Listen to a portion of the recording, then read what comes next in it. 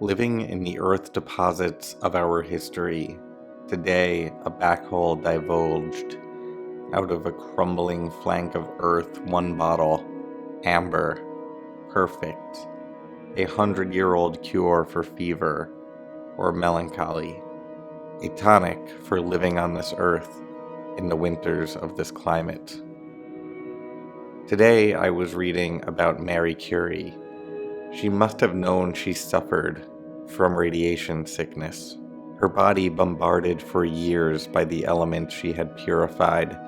It seems she denied to the end the source of the cataracts on her eyes, the cracked and suppurating skin of her finger ends, till she could no longer hold a test tube or a pencil. She died, a famous woman denying her wounds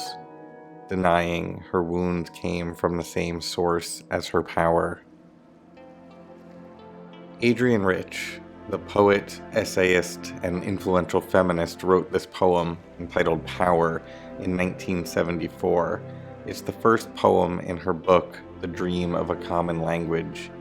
The poem has this interesting two-part structure where the first 5 lines seem to have very little to do with the rest of the poem at first glance.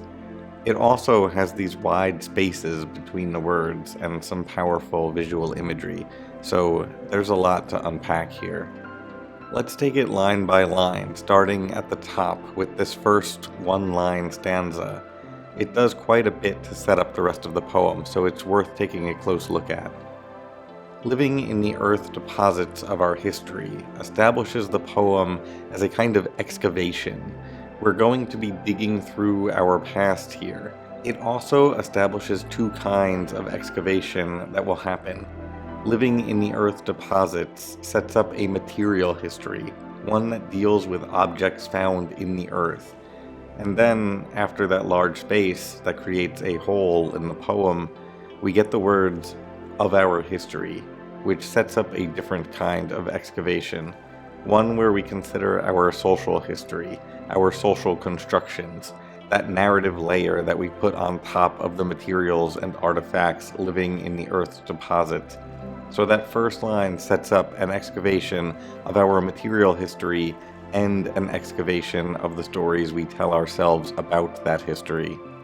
Then, without punctuation, we move to the next stanza and the next word of the poem, today, and this takes us out of the past but reminds us of the impact that the past has on the present. Today, a backhoe divulged out of the crumbling flank of earth one bottle. We're told that this bottle is amber, perfect. It's 100-year-old cure for fever or melancholy. And because those 2 types of excavation, the material and the socially constructed, were established in the first line, we can apply those frameworks to this bottle. The material is a perfectly preserved amber bottle, a physical artifact, but the bottle comes with some socially constructed associations. 100 years earlier, in the 1870s, it was common for women to be diagnosed with melancholy or hysteria. These were catch-all terms for various mental conditions like depression or dissociative disorders. In the context of 1870s medicine, these labels and this tonic were used to justify perceptions of female inferiority as a product of anatomy, as a material truth, a fictional story laid on top of a physical existence. Women have an excess of emotion, physiologists claimed, and the patriarchal male structures that dominated the medical field fixed or mitigated the effects of these defects with a tonic.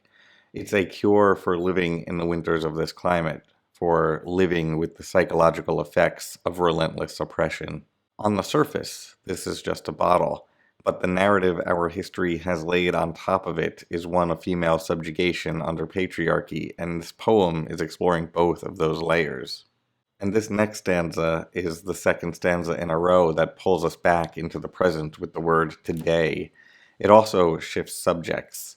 Just as the previous stanza had us today excavating the material objects in the earth's deposit, this stanza has the narrator excavating our history, the narrative we construct around the past. The narrator is reading about Marie Curie, the only human being to ever be awarded a Nobel Prize in two different fields, chemistry and physics. Her scientific research explored power at the atomic level. So again, we have those two layers working side by side here.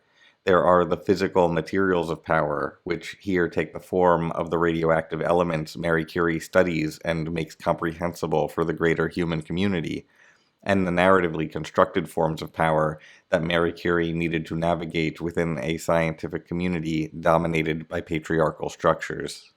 And both of these bombard her as the poem structure crumbles and her body falls apart, unable to hold two objects relevant to our analysis: a test tube, which is the material of a scientist studying the materials of the earth, and a pencil, which is the instrument of a historian constructing the narratives of our past.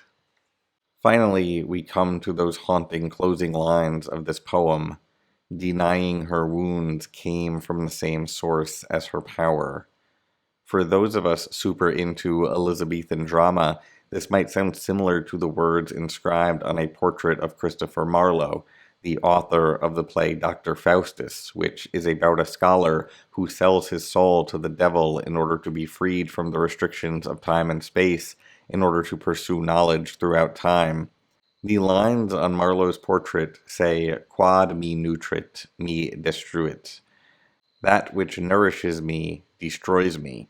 Rich has reworked this to fit her purpose in this poem.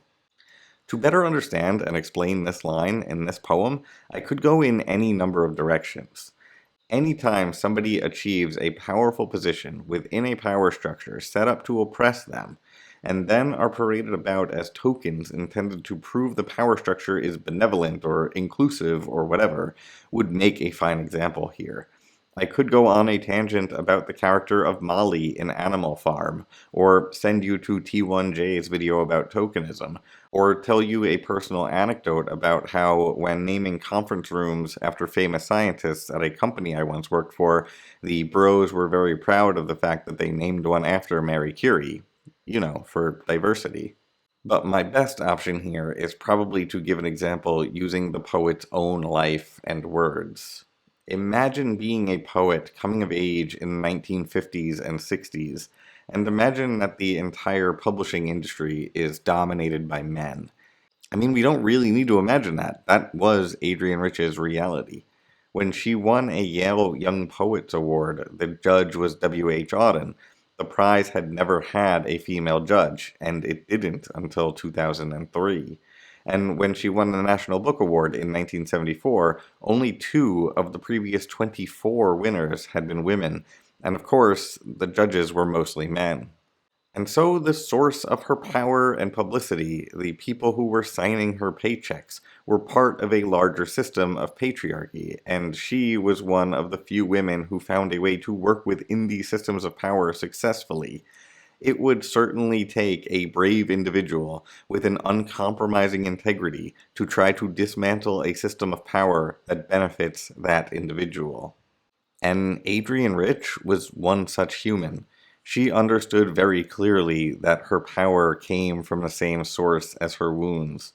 That's why, in 1974, the year that she wrote this poem, when she won the National Book Award, she went to the podium and read from a statement that she had prepared with other female nominees. "We, Audre Lorde, Adrienne Rich, and Alice Walker, together accept this award in the name of all women whose voices have gone and still go unheard in a patriarchal world, and in the name of those who, like us, have been tolerated as token women in this culture, often at great cost and in great pain.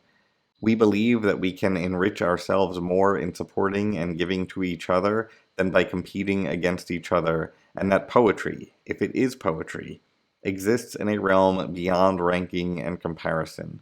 We symbolically join together here in refusing the terms of patriarchal competition and declaring that we will share this prize among us to be used as best we can for women." She denied the power this award gave her because it was awarded to her by the same structures that hurt her community.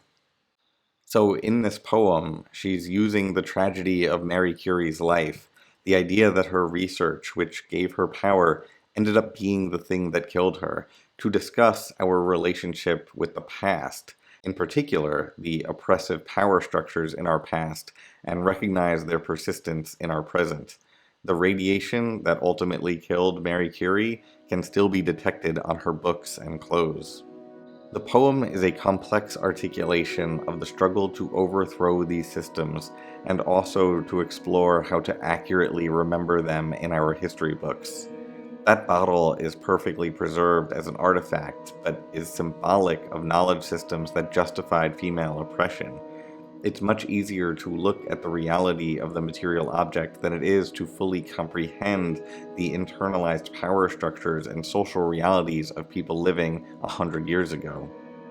We construct false narratives about our past, but their physical reality continues to inflict pain in invisible ways, just like radiation, the invisible agent that caused visual physical suffering to Marie Curie. There's an anecdote in the biography The Power of Adrienne Rich by Hilary Holiday, which was invaluable to the research for this video. She narrates the story of how, at one of her poetry readings, Rich gave a speech that ended with the line, "I wanted to say all this because the impulse towards tokenizing, towards selecting some one of us, or a couple of us, to make visible is profound in patriarchy, and because the white fathers have always consolidated their power by allowing a few token women visibility." She then read this poem, and for me, this is poetry at its best. It is not an easy poem. It uses objects and illusions that are preloaded with meaning. It uses those mysterious spaces which we can interpret as holes in our history and our earth, or as a slowing down to show the difficulty of navigating power, or moments of silence reflecting the untold narratives from our histories, or who knows. That's the point. Let's talk about it in the comments. This poem is an artifact. It's a difficult object that asks us to respond to it and consider its history, both material and constructed. It's a platform for further discussion. And I think that that's where I'm going to end this one. Thank you all for watching.